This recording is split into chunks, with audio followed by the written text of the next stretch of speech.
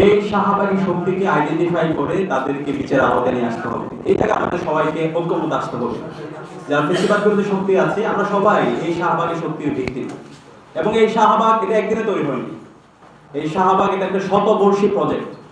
যখন বঙ্গভঙ্গ হয়েছিল 1905 সালে, ওই সময়ে যখন ঢাকাকে রাজধানী করা হয়েছিল, এই শাহবাগী শক্তি তাদের যারা আদি পুরুষ ছিল তারা কিন্তু এই ঢাকাকে তারা রাজধানী হিসেবে মানেনি, তারা কলকাতাকে রাজধানী হিসেবে করতে চেয়েছিল।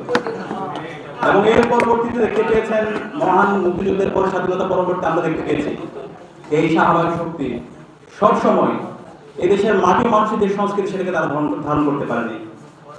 ইসলামের যে সিম্বলগুলো আছে সেই সিম্বলগুলোকে সবসময় তারা প্রবলেমাটাইজ করেছে, সেটাকে সবসময় তারা ক্রিমিনালাইজ করেছে।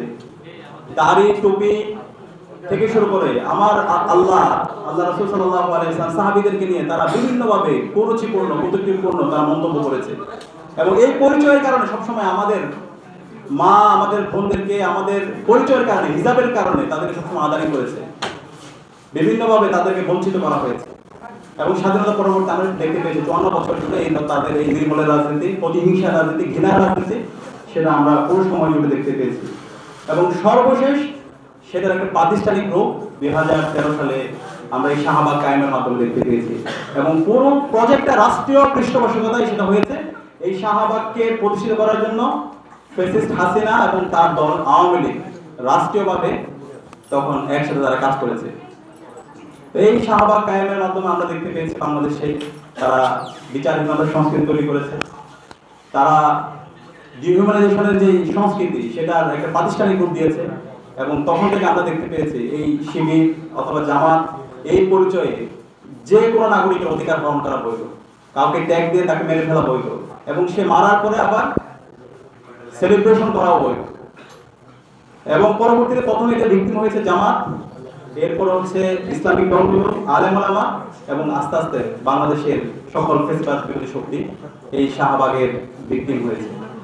এবং এই শাহবাগী যে শক্তি যখন আল্লাহ রাসূল সাল্লাল্লাহু আলাইহি ওয়াসাল্লামকে নিয়ে ক্রমান্বয়ে বিভিন্ন ধরনের তাদের ব্লগের মাধ্যমে কুৎসিত মন্তব্য করছিল এবং কথিত যুদ্ধাপরাধের বিচারের নামে যে অবিচার করছিল, জাতীয় নেতৃবৃন্দকে যখন হত্যা করছিল এবং তাদেরকে বিভিন্নভাবে ব্যঙ্গাত্মকভাবে দাড়ি টুপি ইসলামের সিম্বলগুলোকে যখন তারা প্রবলেমাটাইজ এবং ক্রিমিনালাইজ করছিল, তখন তার বিরুদ্ধে তার প্রতিবাদে দেশের সর্বস্তর নাগরিকরা, বিশেষ করে আমার এই দেশের আলেম ওলামারা, মাদ্রাসার শিক্ষার্থীরা, ছাত্ররা তারা শাপলায় একত্রিত হয়েছিল।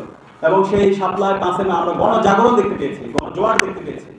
সবাই এসেছিল এই শাহবাগী যে নির্মূলের রাজনীতি, সেই নির্মূলের রাজনীতি যেন আমরা এই বাংলাদেশে বন্ধ করতে পারি এবং নতুন সূর্যের যেন আমরা উদয় করতে পারি, নতুন যেন আমরা আজাদি আনতে পারি।